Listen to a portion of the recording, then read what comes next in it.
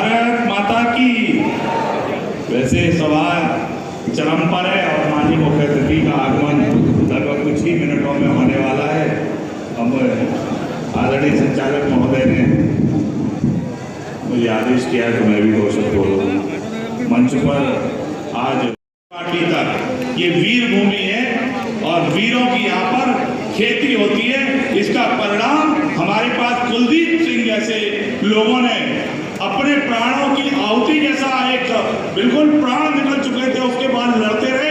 मैं चाहता हूं उनका जोरदार तालियों से उनका स्वागत करना चाहता हूं। जिंदाबाद,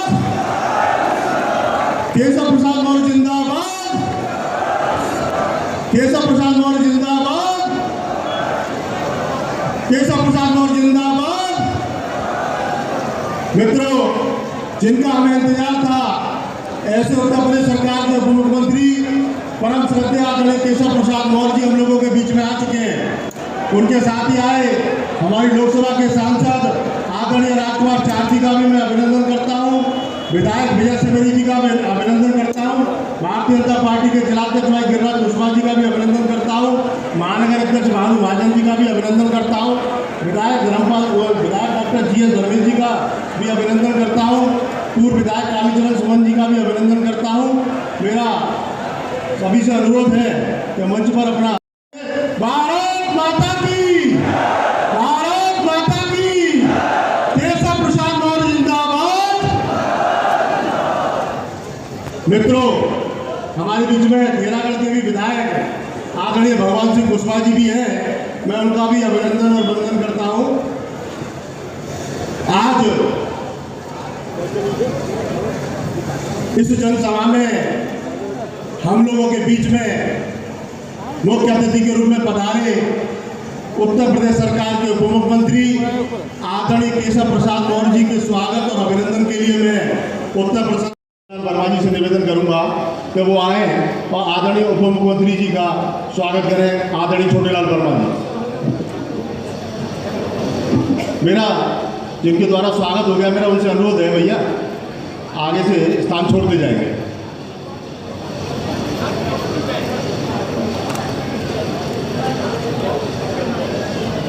मेरा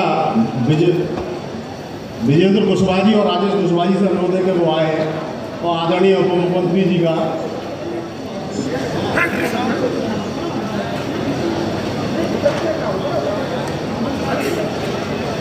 भारत माता की।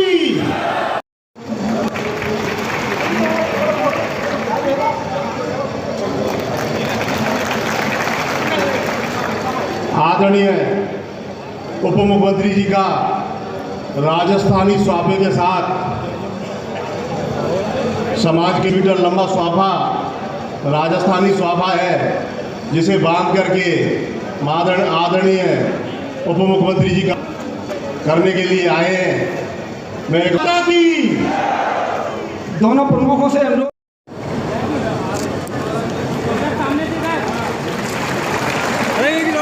केशव प्रसाद मौर्य जिंदाबाद, केशव प्रसाद मौर्य जिंदाबाद, केशव प्रसाद जी जिंदाबाद।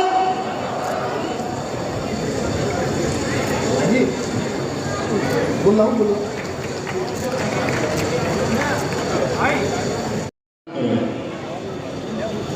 और फतेहाबाद और शमशाबाद के हमारे दोनों ब्लॉक प्रमुख भी आए और आदरणीय उप मुख्यमंत्री जी का बड़ी माला के साथ स्वागत करें।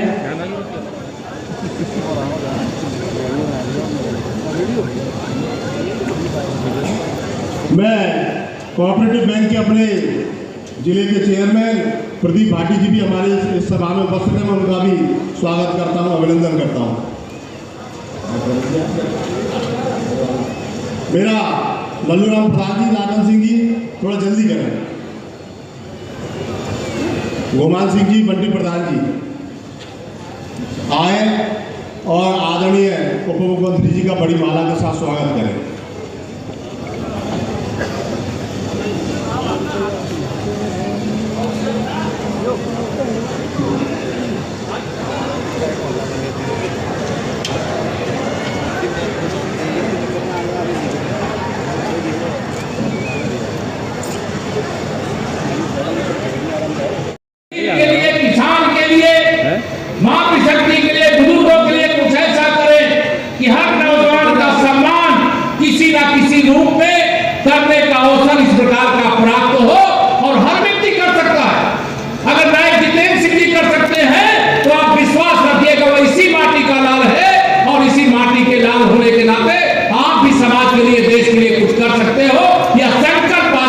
नौजवान को लेना चाहिए, अपने बड़ों के आशीर्वाद से आगे बढ़ना चाहिए।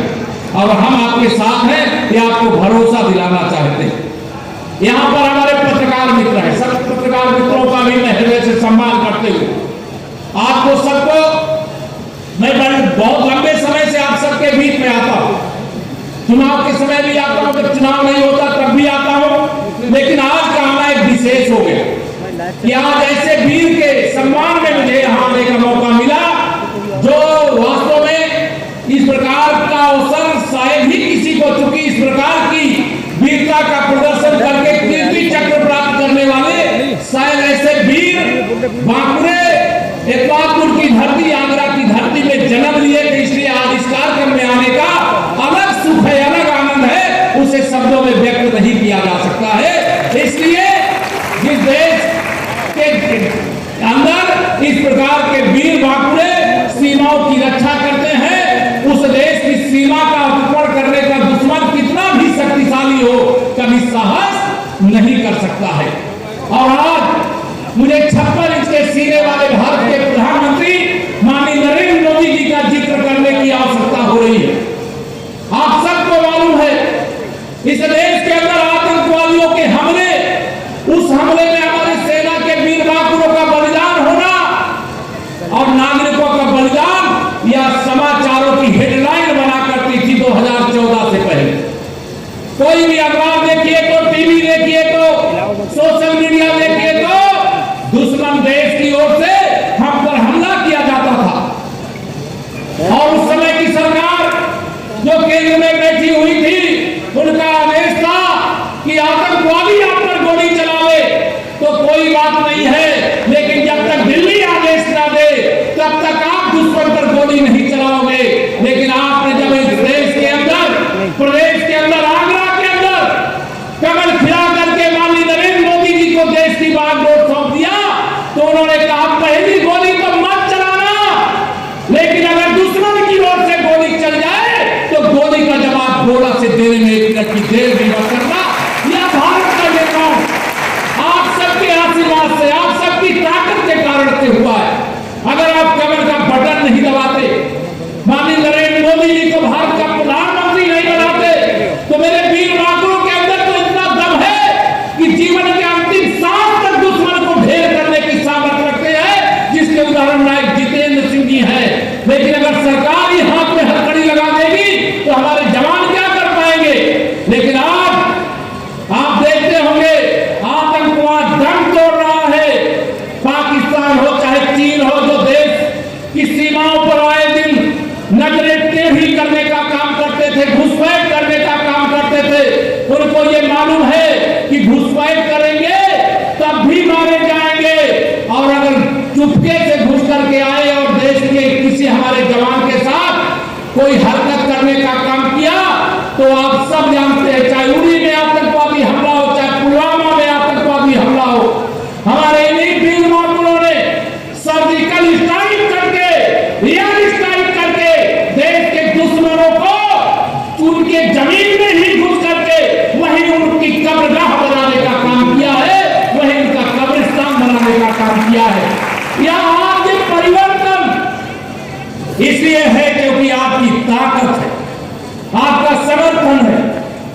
और यहाँ आपको मुझे कहते हुए गर्व हो रहा है, हमारे माननीय प्रधानमंत्री श्री नरेंद्र मोदी जी के नेतृत्व में केवल सीमाओं की रक्षा ही नहीं करने का, पूरा छूट देने का काम किया गया है, बल्कि आप गांव में रहने वाले, जैसे जय जवान जय किसान का भी राजकुमार जी ने नारा दिया, जय जवान जय किसान के साथ साथ किसान के लिए, गांव के लिए, गरीब के लिए, माताओं बहनों के लिए, लोग सबके लिए उनके उज्जवल भविष्य के द्वार खोलने का काम किया।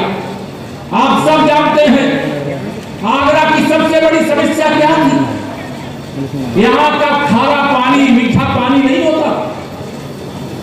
अब खारा पानी अभी भी आपको मिल रहा होगा, मैं जानता हूं। पूरे विश्व के अंदर भारत ऐसा देश है जिस देश में हर घर से नल से जल पहुंचाने का महाअभियान चल रहा है, लेकिन आगरा के लोग तो सौभाग्यशाली। हमें राजकुमार जी से मेरी चर्चा हो रही कि हम तो हर गांव में हर घर तक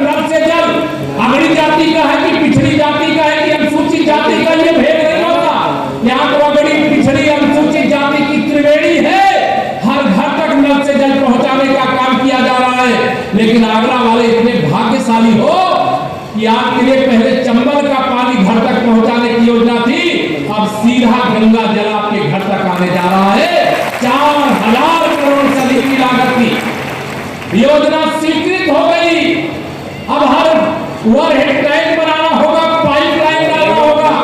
उस समय थोड़ी तकलीफ भी होगी, क्योंकि जब पाइपलाइन पड़ेगी तो जो आपके घर जाने वाला रास्ता होगा वहां 1 मीटर नीचे पाइपलाइन डालनी है तो सड़क तोड़नी पड़ेगी, रास्ते खोदने पड़ेंगे, और उसके अंदर पाइपलाइन डाल करके जब तक टेस्टिंग नहीं हो जाएगी, जब तक हर घर तक नल से जल नहीं पहुंच जाएगा, तब तक थोड़ी असुविधा रहेगी।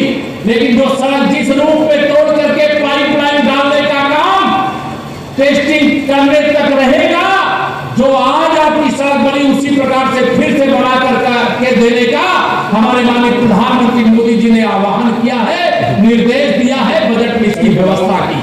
बताइए गंगा जल आएगा, खुश हो कि नहीं? आप बताओ सर, दोनों हाथ उठा कर